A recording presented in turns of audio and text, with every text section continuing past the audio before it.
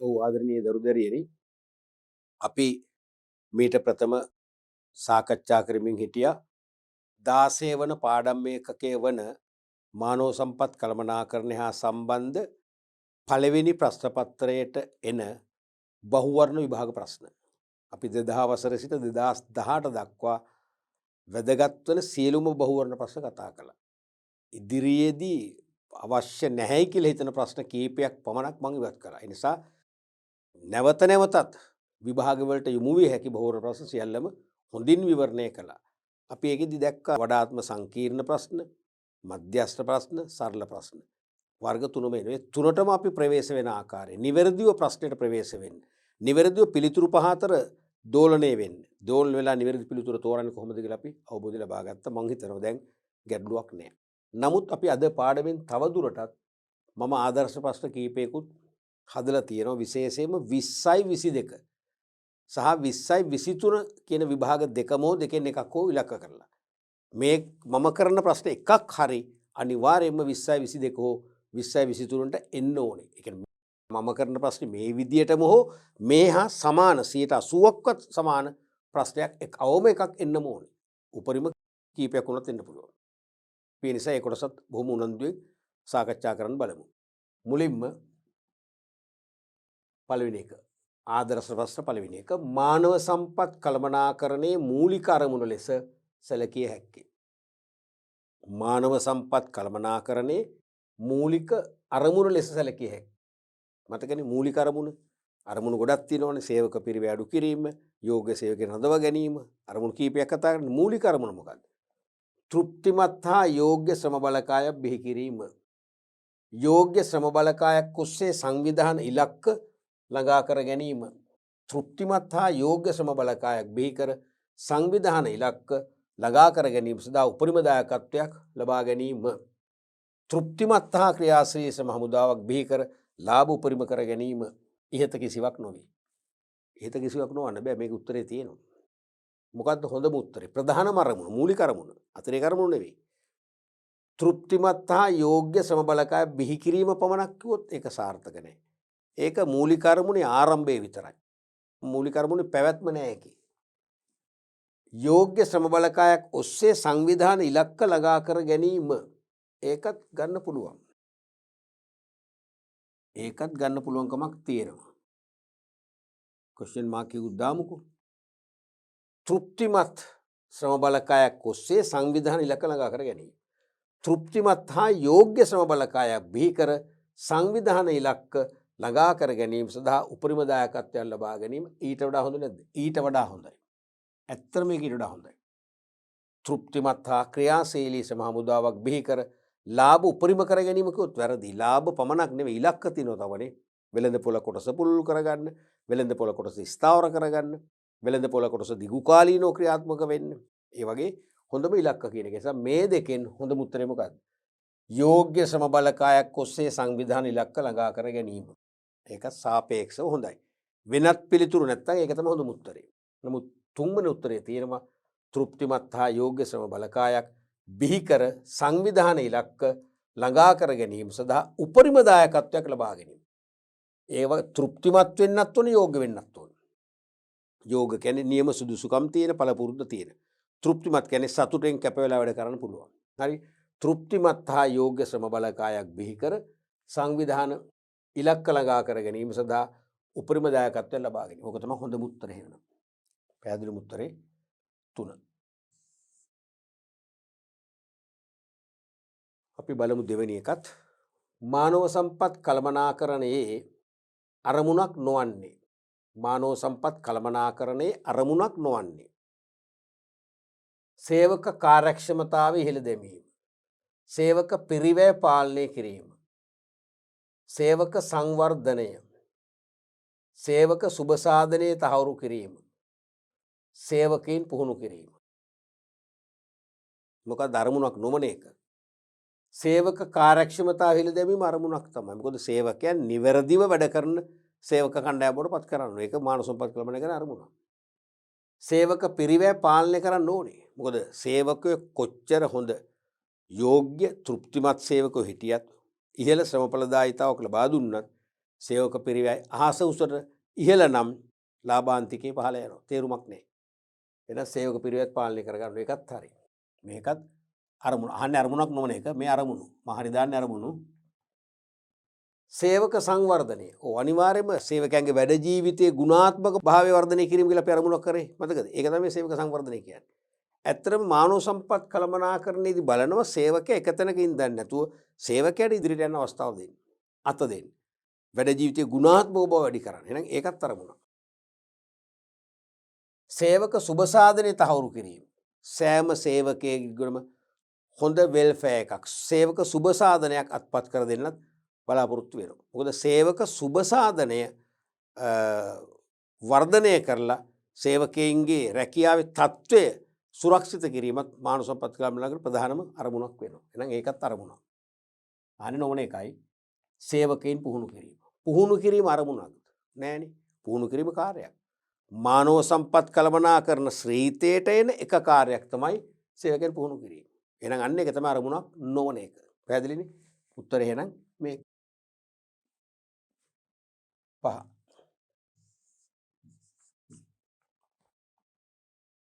අපි බලමු ඊළඟ ප්‍රශ්නයත්. මානව සම්පත් සම්බන්ධ වඩාත් වැරදි සහගත පිළිතුර වන්නේ. මානව සම්පත් සම්බන්ධ වඩාත් වැරදි සහගත පිළිතුර වන්නේ පුහුණුව තුළින් ඵලදායිතාවයේ වර්ධනය කළ හැක. අහන්නේ වැරදි එක. පුහුණුව තුළින් ඵලදායිතාවය වර්ධනය කරන්න පුළුවන් පැහැදිලිවම පුළුවන්. මොකද පුහුණුවේදී සේවකයාගේ මෙතෙක් තිබිච්ච දුර්වලතාවය ඉවත් කරගන්නවා. වැරදි නිවැරදි කරගන්නවා. තේරුණාද? එයාගේ කුසලතා වර්ධනය වෙනවා. එහෙමනේ වෙන්නේ. ඒ නිසාම සම්පත් නාස්තිය අඩු වෙනවා. වැරදි වෙන්නේ නැගෙන සම්පත් නාස්තිය අඩු වෙනවා. ඵලදායිතාවය වැඩි වෙනවා පැහැදිලි. ඒක හරියටම හරි. මානව සම්පත් සම්බන්ධ වඩාත් වැරදි සාගත. ඒකෙත් අහන්නේ වැරදි එක. මේක හරි එක. සජීව සම්පතක් වීම. ඕන ඉතින් මානව සම්පත සජීවනේ. නැතු අජීවමාන සම්පතක් නෙවෙයිනේ. කාඩ්බෝඩ් වලින් හදපු එකක් නෙවෙයි මානව සම්පත කියන්නේ. ජීවමාන සම්පතක්. සෙසු සම්පත් ඔවුන් ලවා පාලනය කළ හැක.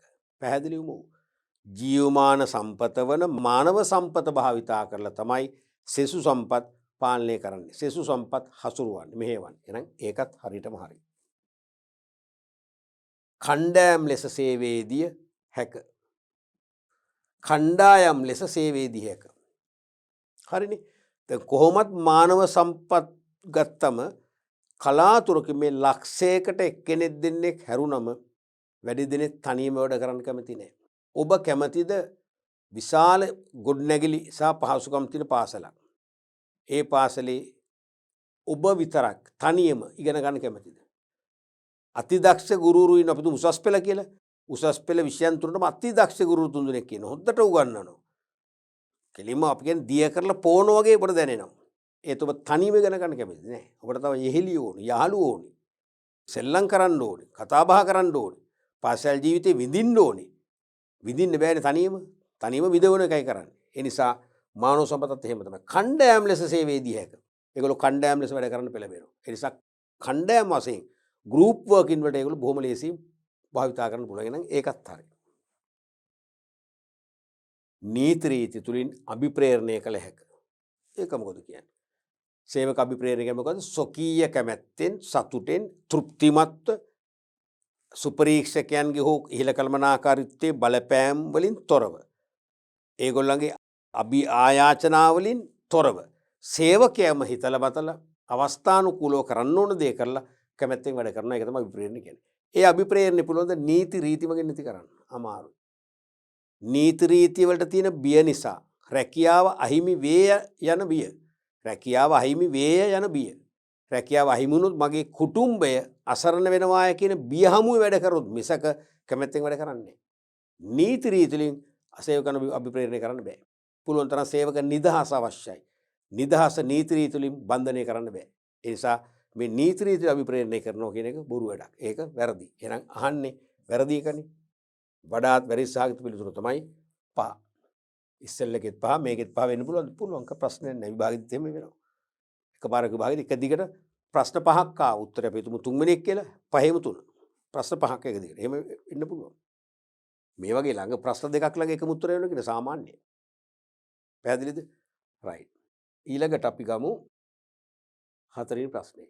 මානව සම්පත් කළමනාකරුවෙකු සතු විය යුතු නැති ගුණාංගයක් වන්නේ. මානව සම්පත් කළමනාකරුවෙකු සතු විය යුතු නැති ගුණාංගයක්. සතු ගුණාංගයක් නෙවෙයි. මානව සම්පත් කළමනාකරුවෙක් ළඟ දකින්න නොමැති ගුණාංගයක් අහන්නේ. එකක් සාධාරණ බව. ඒක තියෙනවනේ. මානව සම්පත් කළමනාකරු සාධාරණ. ඒ කියන්නේ එයා යටතේ ඉන්න සෑම සේවකයෙකුටම සේවකයෙක්ම එයාට එක හා සමාන සේවකයෙක් වෙනවා. එයා පක්ෂපාතී නෑ.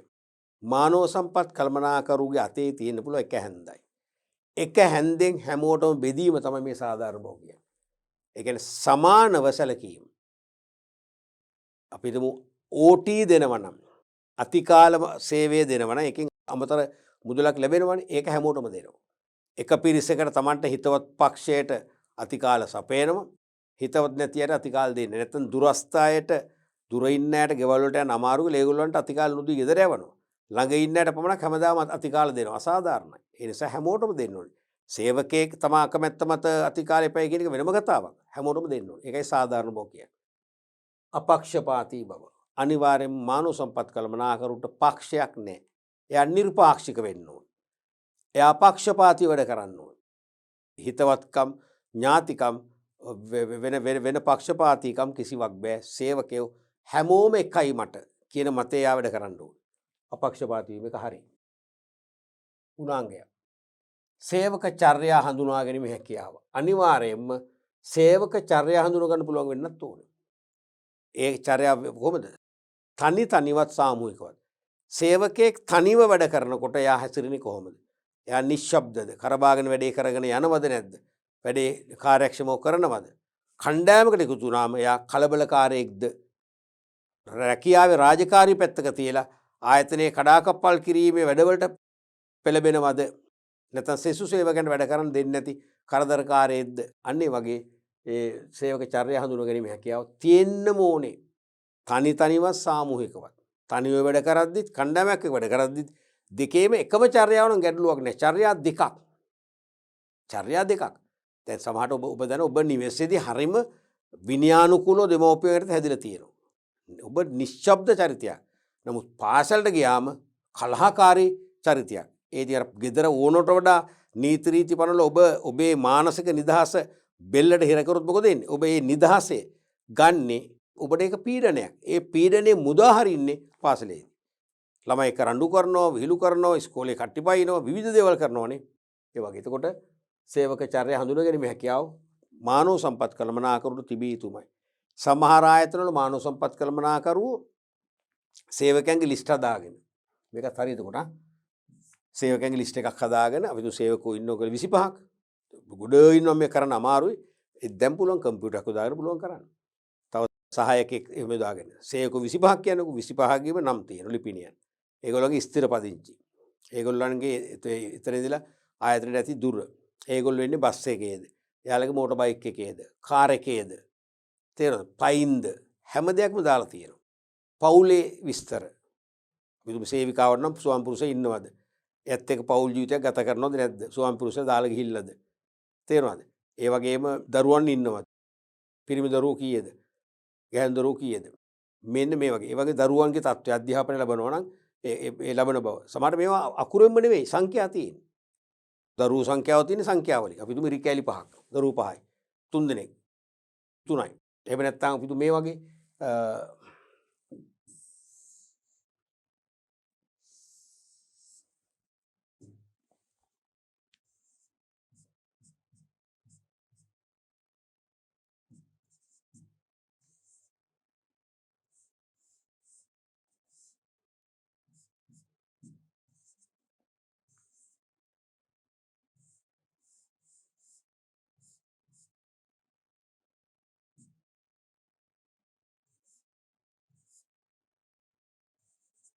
මේ වගේ සංකේතයක් මේක එක්ක මෙහෙම දාන්න පුළුවන් පුද්ගලික වෙන 5ක් කියලා නැත්නම් මේ කියන මොකද්ද දුවලා ගැහණු දරුවෝ දෙන්නේ නැහැ පිරිමි දරුවෝ 3 දෙනයි ඒ සංකේත වෙන්න පුළුවන් සමහරට කොළ පාට දැන් සේවකයේ ඉදිරියෙන් කොළ පාට දානවා ඩොට් එකක් ඒකේ තේරුම යාගේ බිරිඳක් ඉන්නවා බිරිඳ හොඳයි හොඳ පෞල් ජීවිතයක් ගත කරනවා දරුවෝ ඉන්නවා දරුවොත් එක්ක හොඳ පෞල් ජීවිතයක් සහිත කුටුම්බයක එයා ජීවත් වෙනවා එයාට මානසික ප්‍රශ්න නැහැ තද රතු ඩොට් එකක් දාන. ඒ කියන්නේ එක්ක බිරිඳ එයාගෙන් මෙන් වෙලා ඉන්නේ. එක්ක බිරිඳ යාව දාලා ගිහිල්ලා වෙන කසාදයක් අරගෙන. දරුවෝ එක මෙයා පුදුම දුක් කරදර විඳින මේ දරුවන් හදා වඩාගෙන උගන්වන. හරිම මානසික පීඩනයක ඉන්නේ.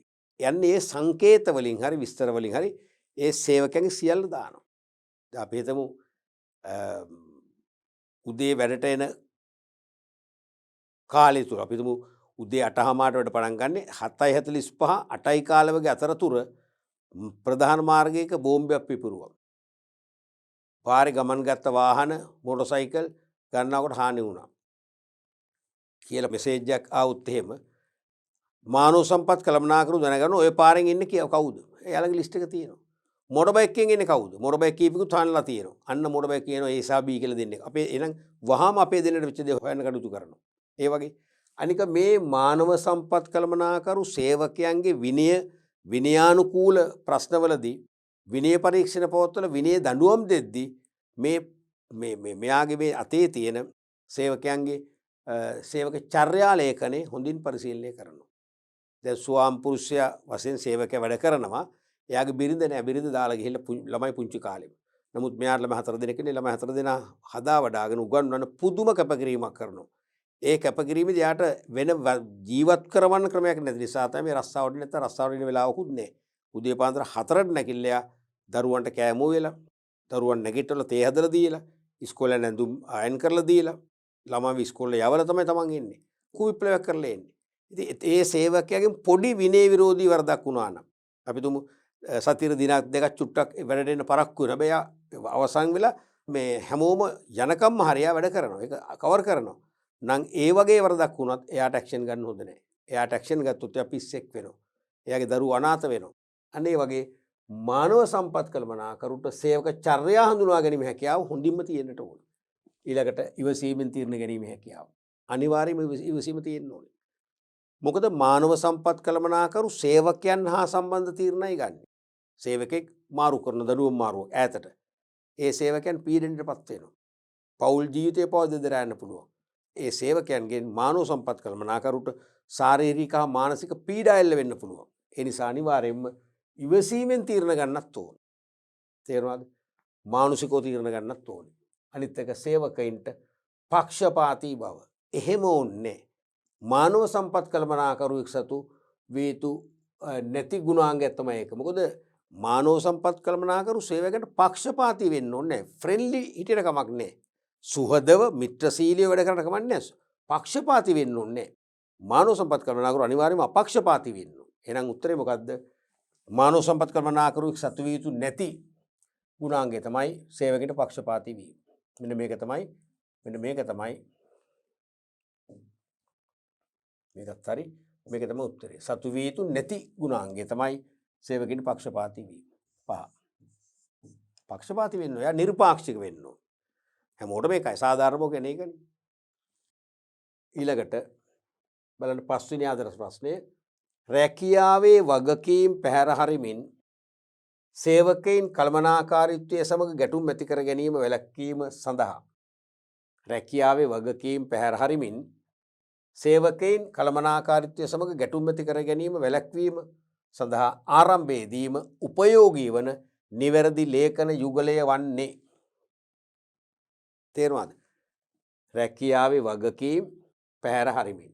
يعني තමන්ගේ තනතුරට දාලා රාජකාරී නොකර සේවකයින් කළමනාකාරීත්වය සමග ගැටුම් ඇති කර ගැනීම වැළැක්වීම සඳහා ආරම්භයේදීම උපයෝග වෙන නිවැරදි ලේඛන යුගලය. මොකක්ද? එකක් තමයි රැකියා විස්තරය. ජොබ් ඩිස්ක්‍රිප්ෂන් එක. රැකියා විස්තරයේ තියෙන්නේ යම් තනතුරකට පත් වූ කෙනාට ඒ තනතුරට අදාළ ඉටු කළ යුතු කාර්යභාරයන් වගකීම් සහ ඒ තනතුරේදී තමන් භාරයේ පවත්වාගෙන යා යුතු උපකරණ මෙවලම් පිළිබඳ විස්තරයක්. එතකොට ඒ රැකියා විස්තරය ආරම්භයේදීම හදලා බඳව ගන්නකොට අපේ අතර එකක් දෙනවා, එකක් අපේ කියවා තේරුම් ගත්ත කියලා අපේ අස්තන අරගෙන පර්සන් ෆයිල් එකේ දානවා. එතකොට ඒකේ අතිරේකකාරයන් තියෙනවනේ. ඒ අතිරේකකාරයන් පැවරෙනකොට ටිකක් අපි පරිණත වෙනකොට මොහුකුරා යනකොට අපි ටිකක් පඬිත වෙන දරුවනේ. අපි කැමති නැහැ මේ කියන දේ කරන්න. එතනට වැටෙනවනේ. අන්න අපට අර අතිරේකාරයෙන් දැන් පත්වීම ලිපියේ සඳහන් කියලා අමතකයි. රැකියා විස්තරේ සඳහන් කියලා අමතකයි. අපි කියන මං ආවෝ කරන්නේ මට බෑ ඕක කරන්න. අන්න මැනේජ්මන්ට් එකත් ගැටුම්. එහෙම ගැටුම් ඇති වෙන්නේ රැකියා විස්තරේ තියන් පෙන්නන මෙන්න ඔයාගේ පර්සනල් ෆයිල් එකට දාපු ඔයා අස්සම් කරපු රැකියා විස්තරේ. මේක ඔයා මේක කියලා බලලද්ද අස්සම් කරේ? ඔව්. එහෙනම් මේක තියෙනවා මෙන්න මේ කාර්ය කරන්න ඕන කියලා. ඔයා කොහොමද දැන් බෑ කියන්නේ? ඔයා මේක කරන්න ඕනේ. බැරනම් ඔයාට රැකියාවෙන් අස්සලා යන්න පුළුවන්. කරන්න වෙනවා. ප්‍රශ්න ඇති වෙන්නේ. එකක් රැකියා විස්තරේ. රැකියා පිරිවිතරේ කියන්නේ සුදුසුකම්නේ. යම් රැකියා අපේක්ෂකයෙක් තනතුරකට රැකියාවකට පත්වීමට ඒ රැකියා අපේක්ෂකයා සතු විය යුතු මොනවද? සුදුසුකම්. විස්තර කරලා ලියවිල්ලනේ. ඒක ගැටලුවක් නෑ. ඒක සේවකන ප්‍රශ්නයක් නෑනේ. අහන්නේ රැකියාවේ වගකීම් පැහැර හරිමින් සේවකයින් කළමනාකාරීත්වය සමග ගැටුම් ඇති කර ගැනීම වැළැක්වීම සඳහා ආරම්භයේදීම උපයෝගී වන නිවැරදි ලේඛන යුගලයි. අපි කළමනාකාරීත්වය එක්ක සේවකයන් වශයෙන් ගැටුම් ඇති කරගන්නොත් රැකියා පිරිවිතරත් සම්බන්ධ කරන්නේ නෑනේ. මොකද ඒකේ තියෙන සුදුසුකම් අපිට තියෙනවා. එහෙනම් ඒ දෙක වෙන්න බෑ. රැකියා විස්තරය පිරිවිතර හා පත්වීම ලිපිය බෑ. පිරිවිතරේ සුදුසුකම් කොහෙත් තමයි දාන්නේ. පත්වීම ලිපිය කතා කරන්න පුළුවන් අපිට. රැකියා විස්තරය හා පත්වීම ලිපිය. ඒ ගැන මොකද කියන්නේ? පත්වීම ලිපිය තත්ත්වය මොකක්ද? අපොයින්ට්මන්ට් ලෙටර් එක.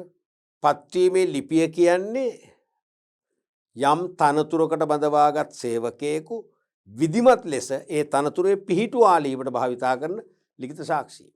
පත්වීමේ ලිපිය. තේරුණාද? ඒ පත්වීමේ ලිපිය තියෙනවා අන්න රැකියා කොන්දේසි.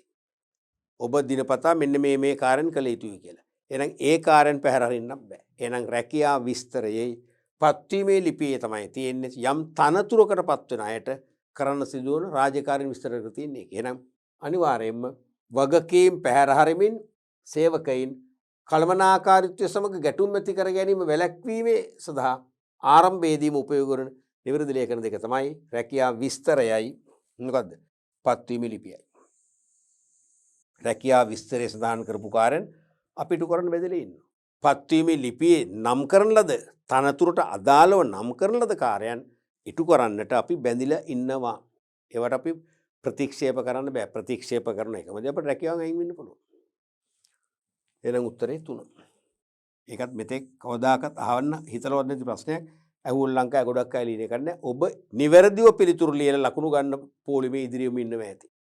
තේරෙනවද? රැකියාව විස්තරේ තියෙනවා කළ යුතු කාර්යයන්. පත්වීම ලිපියෙත් තියෙනවා. ඒවා අපිට ප්‍රතික්ෂේප කරන්න බෑ. එහෙනම් කළමනාකාරීත්වය සමග ඒවා කරන්න බෑ කියලා අනවශ්‍ය ගැටුම් වලට යන්න ඕනේ නෑ. පැහැදිලිනේ? අපි ඊළඟ ප්‍රශ්නෙත් බලමු. රැකියාස්ත පුහුණුව යන්නට අයත් නොවන්නේ කුමක්ද? රැකියාස්ත පුහුණුව නැත්නම් රැකියාව තුලින් පුහුණු කියන්නේ තෝකමයි. රැකියාව තුලින් පුහුණුව. රැකියාව තුලින් පුහුණුව කියන්නේ ඕකමයි.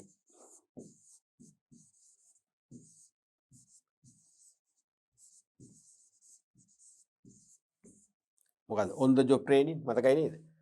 on the job training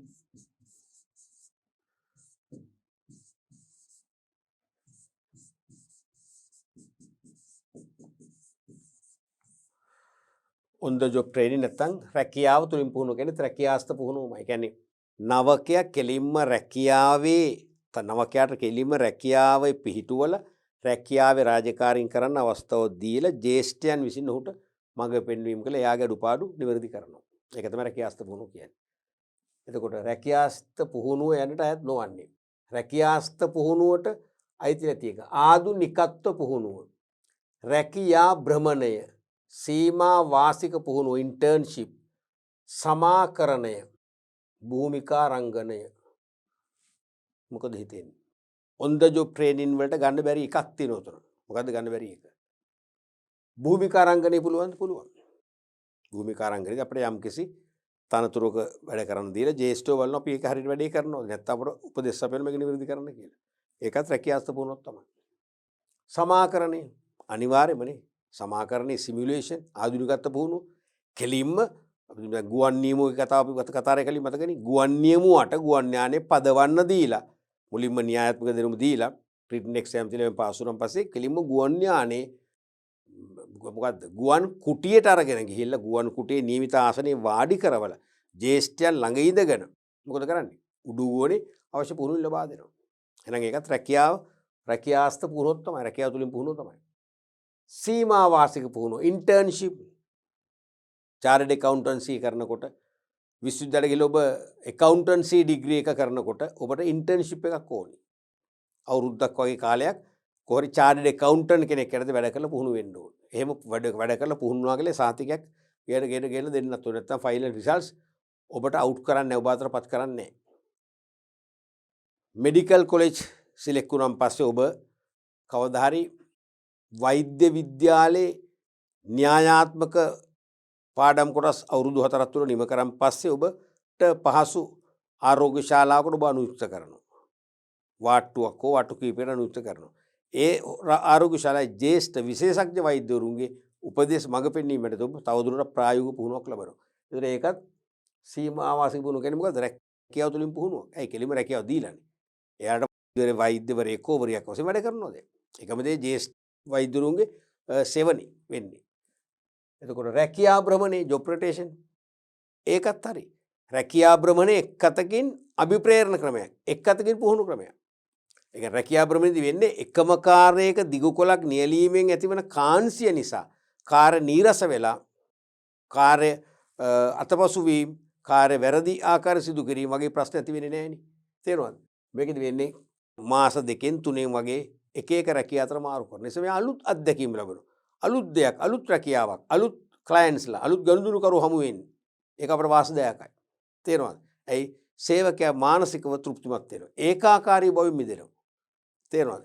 එතකොට එහෙනම් ඒ රැකියා භ්‍රමණිනුත් මොකද වෙන්නේ? පුහුණුවක් ලබා දෙන එක කරන්නේ. ආධුනිකත්ව පුහුණුව ඒක රැකියාස්ත පුහුණුව නෙවෙයි.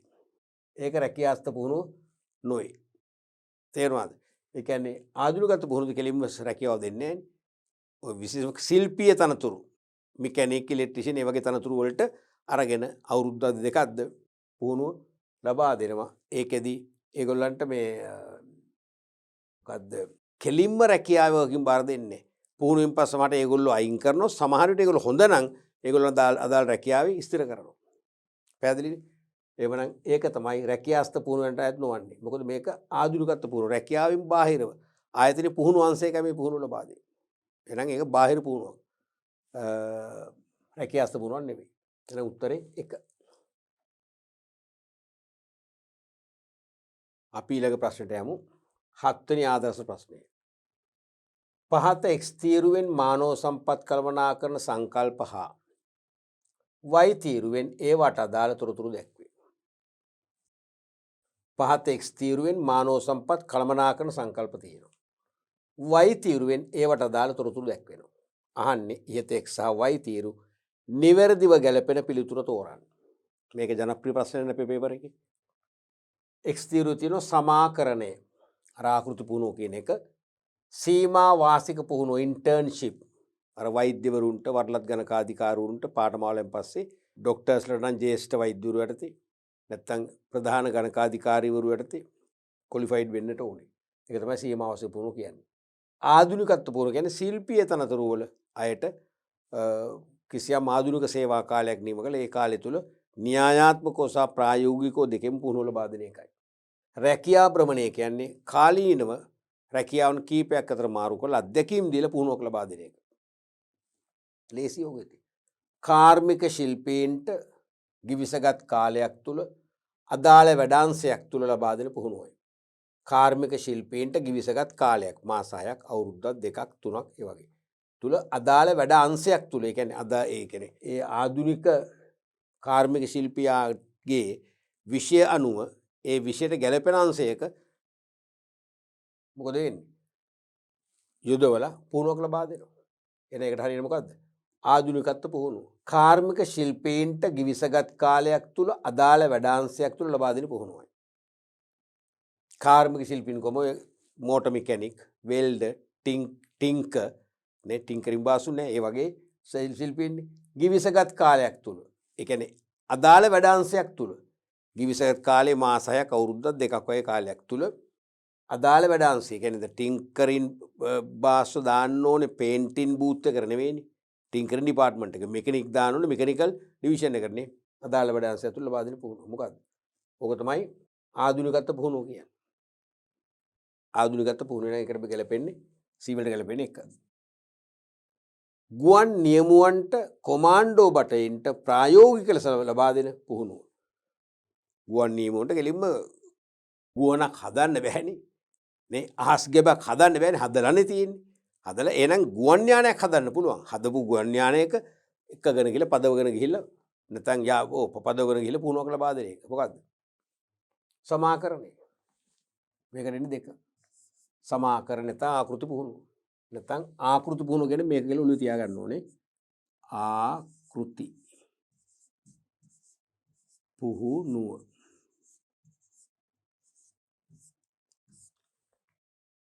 කාලීනෝ විවිධ තනතුරු වලට යොදවා රැකියා විවිධත්වය තුළින් අභිප්‍රේරණය කිරීම. විවිධ රැකියාව වලට යවලා විවිධත්වයක් තුළින් අභිප්‍රේරණය කරලා පුහුණු වෙන අවස්ථාව දෙන මොකද්ද? රැකියා භ්‍රමණය. එහෙනම් මේකට එන්නේ 3. වෛද්‍ය සේවයේ ස්ථිර පත්වීම වලට පෙර රෝහල් තුල සේවය දෙවි මොකද්ද? ඉන්ටර්න්ෂිප් සීමා වාසික පුහුණුව. එහෙනම් එන්නේ 2 4 1 3. 2 4 3 1 අන්න මාරු කරලා තියෙන්නේ. 2 4 1 3 මේ තියෙන උත්තරේ 3. මේක දැන් ළඟින් යනවා මේක. හරියට කල්පනාකාරී වුනේ නැත්නම් නැවතිල්ලේ කලබලයක් නැතුව මේ ප්‍රශ්නේ පරිශීලනය කරේ නැත්නම් ඔබට උත්තරේ මාරු වෙන්න පුළුවන්. 3ෙන් 2කට ලකුණු බිඳුව. උත්තරේ 3. 2 4 1 3. පැහැදිලි උත්තරේ 3. කලබල වෙන්න එපා. අපි සංයමයෙන් මේ MCQ ප්‍රශ්න වලට ප්‍රවේශ වුණාම 30ම හරියට කරගන්න පුළුවන්. අපි බලමු ඊළඟ ප්‍රශ්නයත් 8 වෙනි ප්‍රශ්නේ. ආදර්ශ ප්‍රශ්නේ. සේවාදායකයින්ට රැකියාවේ කටයුතු ඉටු කිරීමට මඟ පෙන්වීමක් නොලැබෙන ක්‍රියාමාර්ගය වන්නේ. ඔව්. සේවාදායකින්ට රැකියාවේ කටයුතු ඉටු කිරීමට මඟ පෙන්වීමක් නොලැබෙන ක්‍රියාමාර්ගය. අනුස්ථාපනය, පුහුණුව, සංවර්ධනය, භූමිකාරංගනය, කාර්යඵල ඇගීම. මොකද හිතෙන්නේ? සේවාදායකින් රැකියාවේ කටයුතු තමන්ගේ රැකියාවට අදාළව තමන්ට පැවරෙන කාර්යයන් ඉටු කිරීමට මඟ පෙන්වීමක් නොලැබෙනවා. අනුස්ථාපනයේදී මොකද වෙන්නේ? ලැබෙන්නේ නැහැ නේද? අනුස්ථාපනයේදී කරන්නේ නවක සේවකයා ආයතනයේට වැඩ කණ්ඩායමට සහෝදර සේවකයින්ට හොඳින් හඳුන්වා දෙනවා. හඳුන්වා දී ඉක්මනින් හුරු පුරුදු සේවකයෙක් බවට පත් කරනවා. ඒතර ඒකෙන් රැකියාවේ කටයුතු කරන්න මඟ පෙන්වන්නේ නැහැ.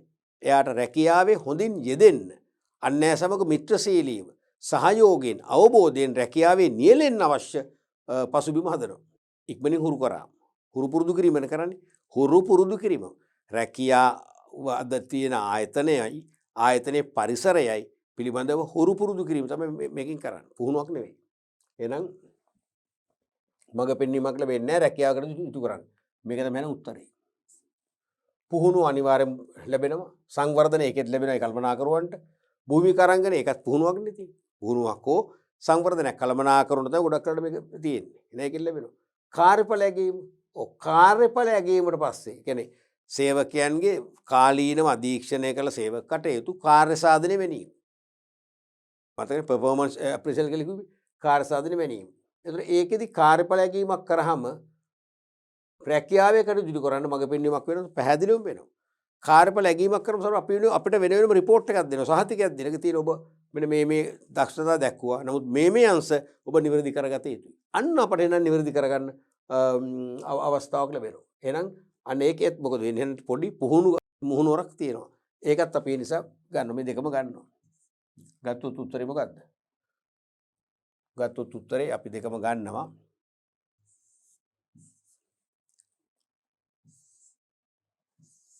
උත්තරය අනුස්ථාපනය.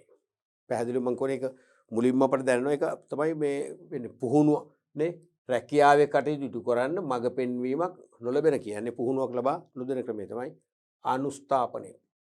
1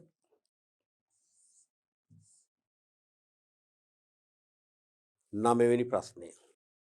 පහත සඳහන් අර්ථකථන ඇසුරෙන් එකක් කර සෙසු සියල්ල නිවැරදිය. වැරදි අර්ථකථනය කුමක්ද? පහත සඳහන් අර්ථකථන ඇසුරෙන් එකක් හැර සෙසු සියල්ල නිවැරදිය. වැරදි අර්ථකථනය කුමක්ද? වැරදි එකයි අහන්නේ. අතිරේක ප්‍රතිලාභ. අතිකාල දීමන. හරිද? අතිරේක ප්‍රතිලාභ කියන්නේ ෆ්‍රින්ච් බෙනිෆිට්ස් කියන එක. වැටුප් දිරිදීමනාවලට අමතරව ලබා දෙන සෙසු ප්‍රතිලාභ. දැන් අතිකාල දීමනා කියන්නේ මොකක්ද? ඒකත් දිරිදීමනාව ලංකාවේ. ඕ ටයිම් වලට වැඩියෙන් ගෙවනවනේ. සේවය කරන පොළඹවනවනේ. ඒක ගන්න බෑනේ. අනුස්ථාපනයේ නවක සේවකයින් ආයතනයට හඳුන්වා දීම. අනුප්‍රාප්තික සැලැස්ම අභ්‍යන්තර ආකර්ෂණ ක්‍රියාමාර්ගයකි. අභිප්‍රේරණය අකණ්ඩව සුපරීක්ෂණය තුළින් සේවකයින් වැඩට පෙළඹවීම. ප්‍රතිබාහනය සම්බාහනය නෙවෙයි ප්‍රතිබාහනය. ඒක සර පේපර් එකේ තිබුණේ සම්බාහනය කියලා. හැබැයි හොඳලට වරහන් ඇතුලේ පිකටින් කියලා තිබ්බ නිසා ළමයි අමාරුවට උන්නේ නැහැ. නැත්නම් අමාරු වෙටනවා. ප්‍රතිබාහනය නීත්‍යානුකූල කාර්මික ක්‍රියාවක් වේ. ඔව්. මේ කියන්නේ පිකටින්නේ.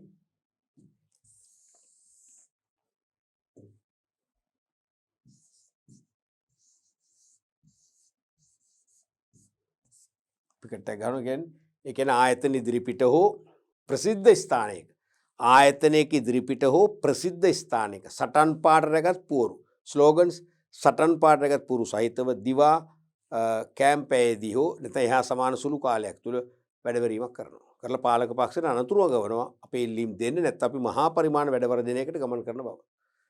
එතකොට මොකක්ද උත්තරේ මේකේ? වැරදි එකයි අහන්නේ.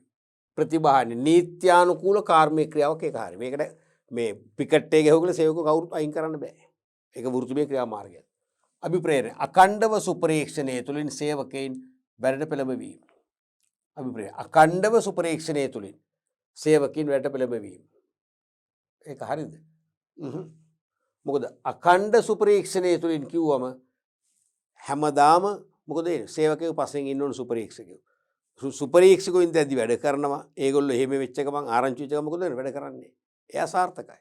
එයා සාර්ථකයි. ඒ නිසා අභිප්‍රේරණය වෙන්න ඕනේ. සියලු සේවකයන් සොකී කැමැත්තෙන් වැඩ කරනවා කියන අදහස එන්නට ඕනේ. ඒ නිසා ඒකත් ගන්න බෑ. නෑ ඒක ගන්න ඒක තමයි උත්තරේ. අහන්නේ වැරදි එකනේ. වැරදි අර්ථකථනය. අඛණ්ඩ සුපරීක්ෂණය තුළින් සේවකයන් වැඩට පෙළඹවීම. අඛණ්ඩ සුපරීක්ෂණයක් දෙන්න බෑ. ඒක ප්‍රායෝගික නෑ. ඒක තමයි උත්තරේ එහෙනම්. අනුප්‍රාප්තික සැලැස්ම අභ්‍යන්තර ආකර්ෂණ ක්‍රියාමාර්ගයක් ඒක හරි. අනුස්ථාපනයේ නවක සේවකින් ආයතන හඳුන්වා දීම ඒකත් හරි. අතිකාල දීමන අතිරේක ප්‍රතිලාභ වශයෙන් ගන්නත් පුළුවන්. එවනම් උත්තරේ මොකක්ද? පැහැදිලිවම නීත්‍යානුකූල කාර්මිකව ඒකත් හරි. උත්තරේ මොකක්ද? අඛණ්ඩ සුපරීක්ෂණය තුළින් සේවකින් වැඩට පෙළඹවා ගන්න කිසිසේත් බෑ. එහෙනම් උත්තරේ එන්නේ 4 වෙනි එක. 4 වෙනි එක. ඊළඟ ප්‍රශ්නේ අපි බලමු. පහත X තීරුවේ කාර්මික ක්‍රියාවන්ද Y තීරුවේ ඒවාට අදාළ තොරතුරු දැක්වේ. X තීරුවේ කාර්මික ක්‍රියාවන්ද Y තීරුවේ ඒවාට අදාළ තොරතුරු දැක්වේ. X තීරුවේ තියෙනවා අකුරට වැඩ කිරීම, කඩා කප්පල් කිරීම, සැබොටේජ්, වැඩ මගහැරීම, බොයිකොට්, අඛණ්ඩ වර්ජන, බන්ඩල් ස්ට්‍රයික්. Y තීරුවේ තියෙනවා වැඩ කිරීම, ප්‍රතික්ෂේප කිරීම හෝ යන්ත්‍ර ක්‍රියා විරහිත කර වැඩ නතර කිරීම. එක්කෝ වැඩ කිරීම ප්‍රතික්ෂේප කරනවා. සුපරීක්ෂකව වැඩ පැවරුවොත් ඒගොල්ලෝ මඟ හරිනවා. හිමීට ලිස්සලා යනවා කැන්ටින් එක පැත්තට. රෙස්ට් රූම් එකට ගිහලා පොඩ්ඩක් නිදා ගන්නවා.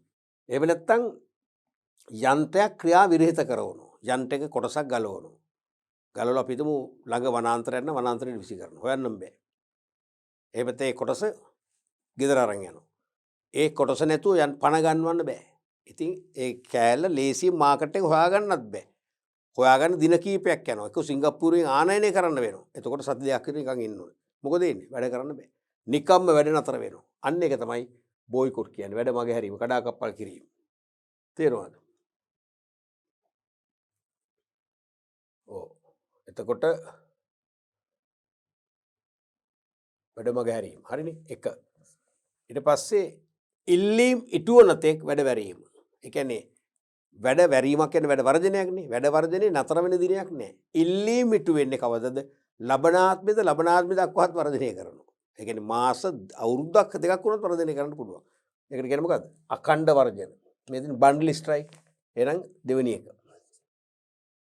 යන්ත්‍රවල කොටස් ගැලවීමෙන් ඒවා අක්‍රිය කිරීම.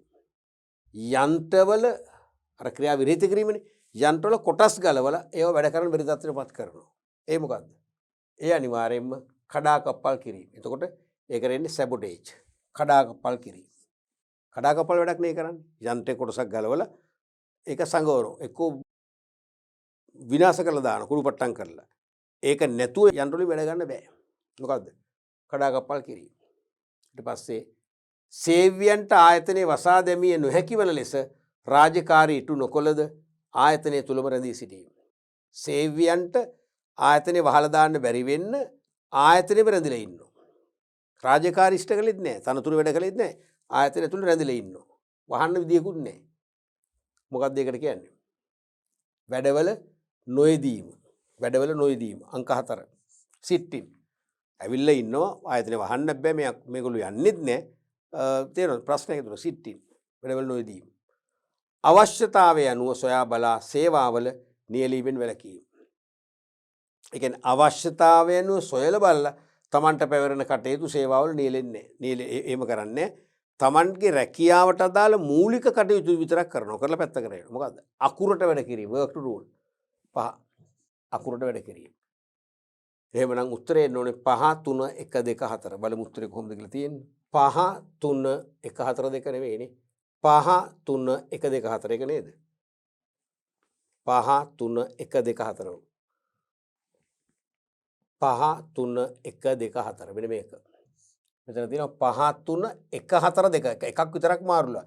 හරියට අපි සහසුද්දෙන් නිහඬව සංයමයෙන් මේ ප්‍රශ්න කියවල මේ උත්තර ගැලපුවේ නැත්තම් මේ උත්තර දැන් ගලපන්නේ ගැලපුවේ නැත්තම් ඔබ සිලෙක්ට් කරන දෙක ලකුණු බිඳුවයි. තව කෙනෙක් සිලෙක්ට් කරන්නේ එහෙමනම් 3 වෙන්න පුළුවන්. තේරෙනවද? ලකුණු බිඳුවයි. ඒක හරියටම උත්තරේ ගන්නට ඕනේ. right. අපි ඊළඟ ප්‍රශ්නේ බලමු.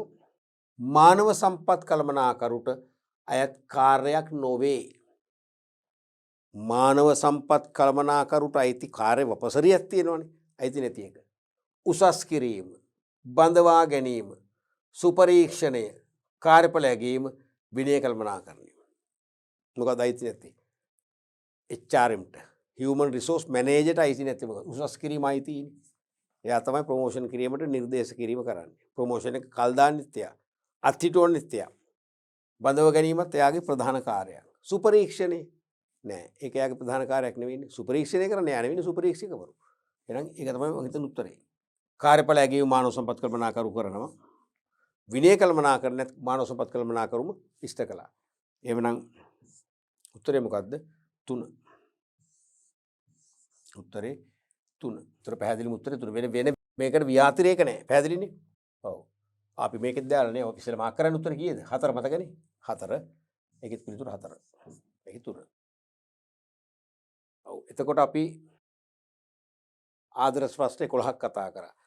දැන් මේ 11ත් ඔබට කිසියම් විවිධත්වයක් දැනෙන්න ඇති. තේරුණාද? දැන් මේ සෑම MCQ ප්‍රශ්නයකින්ම අපි කිසියම් හෝ පන්නරයක් ලැබුවා මං හිතන්නේ විභාගයේ වෙනුවෙන්. තේරුණාද? දැන් හරි පරිස්සම් වෙන සමහර වරුදු වල සමහර MCQ ප්‍රශ්න වලට පාවිච්චි කරන වචන පදමාලාවල තියෙන සූක්ෂමතාවය මත ළමයා අමාරු වෙනවා. විෂය කරු හොඳට ඉගෙන ගත්ත ළමයාට අමාරු වෙනවා. දැන් උදාහරණයක් වශයෙන් අපි මේකට ඕන අපි මේක ප්‍රශ්නයන්ක 11 නේද කරේ? ඔය පිරුන් 12 වශයෙන් ඕන ප්‍රශ්නයක් හදමුකෝ. 12 කියලා 12 වෙනි ප්‍රශ්නය.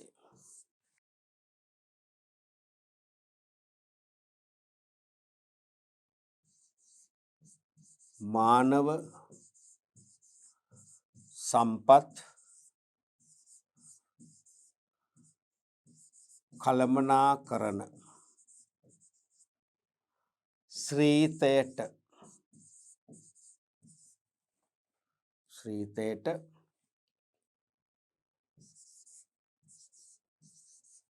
අයත්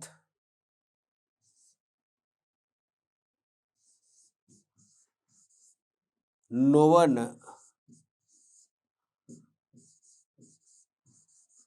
කාර්යයන්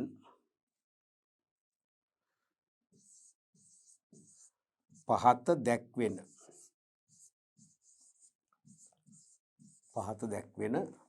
තොරතුරු මානව සම්පත් කළමනාකරන ශ්‍රීතයට අයත් නොවන කාර්යයන් පහත දැක්වෙන තොරතුරු තුලින් නිවැරදිව තෝරන්න කියලා ප්‍රශ්නයක් දාන්න පුළුවන්. එතකොට අපි ඒකට දානවා මේ වගේ දානවා සේවක සුබ සාධනය.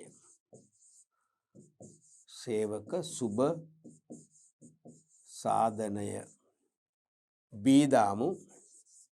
B සේවක උසස් කිරීම.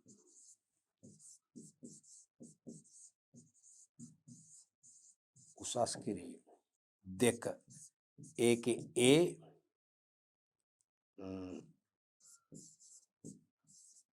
ස්ථාන මාරු කිරීම.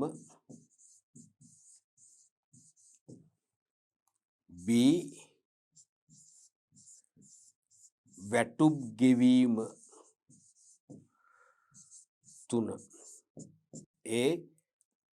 අනුස්ථාපනය.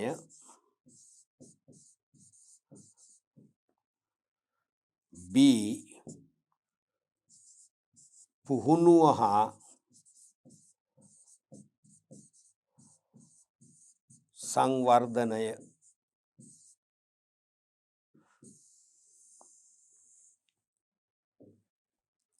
4 විනය පාලනය. B රැකියා විග්‍රහය. 5 කාර්යඵල ඇගයීම. B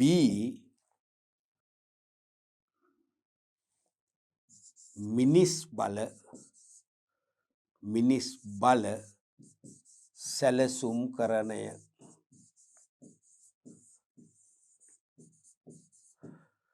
උත්තරේ ලියන්න මෙතන තියෙන්නේ.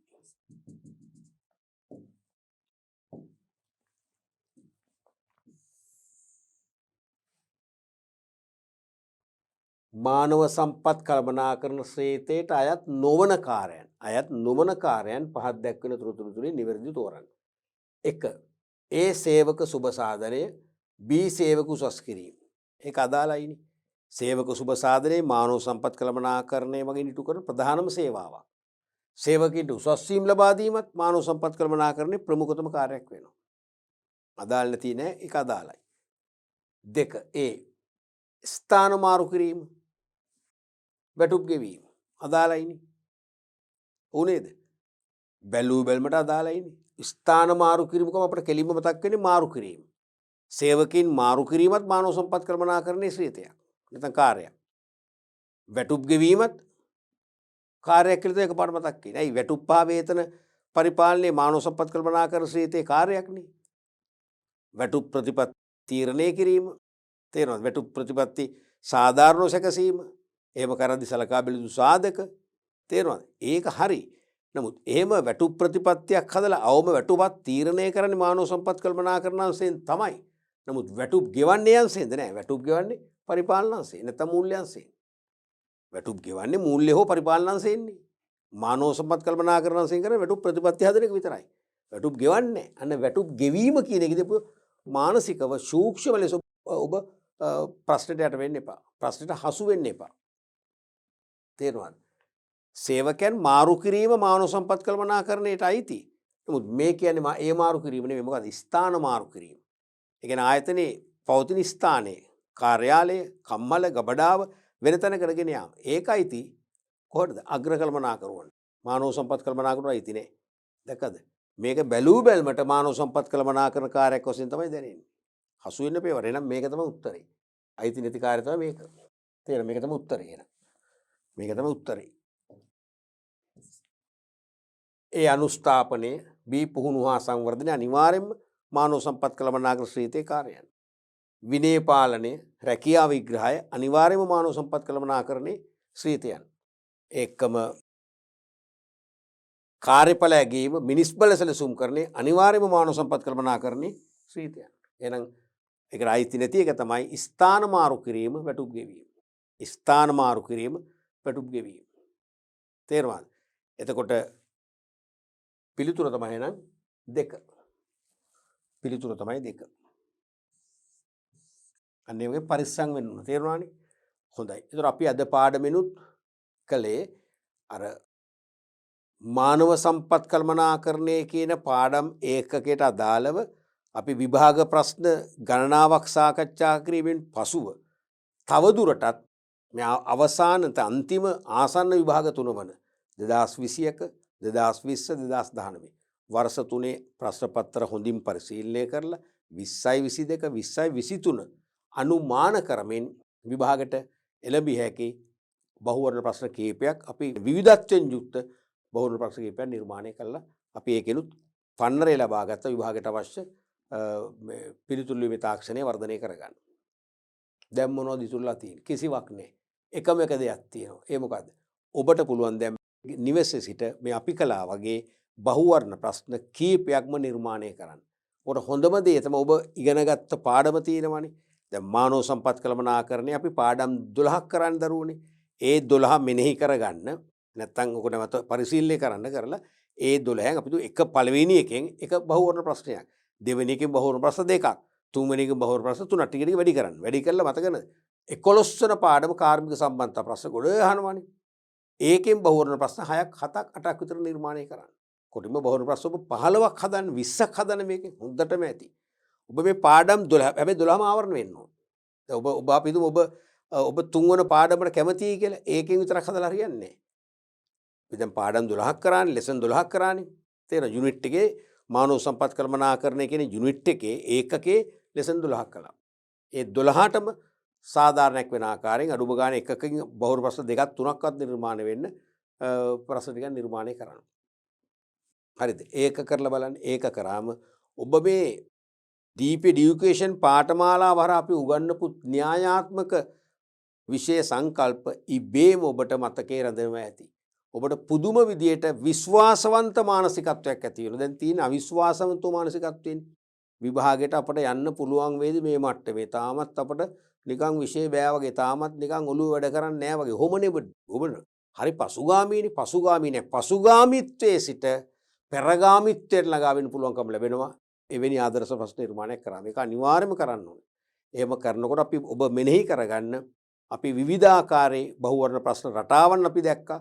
ඒවට අපි ප්‍රවේශ වූ ආකාරය ඔබට සිහිපත් කරගන්න පුළුවන්. නිවැරදි පිළිතුර තේරීම කළ ආකාරය සීගන්ව ගන්න පුළුවන්. ඒ තුලින් ඔබට 20යි 22 20යි 23 විභාගවලට සාර්ථකව පිළිතුරු ලියලා බහුවර්ණ ප්‍රශ්න 30ම නිවැරදිව කරලා සම්පූර්ණ ලකුණු අරගෙන හොඳ කියන්නේ උස්සස්ම ගණේ ඒ සාමාර්ථය කියන්නේ ඉහළම කියන්නේ ලකුණු 85න් උඩ ලකුණු සංඛ්‍යාවක් සහිත ඒ සාමාර්ථයක් ගන්න ශක්තිය ලැබෙනවා. ඉතින් ඒක ඔබේ අතේ දැන් තියෙන්නේ. මම කරන්න ඕන හරිය කොහොම කරා බහුවර්ණ ප්‍රශ්න සම්බන්ධයෙන්.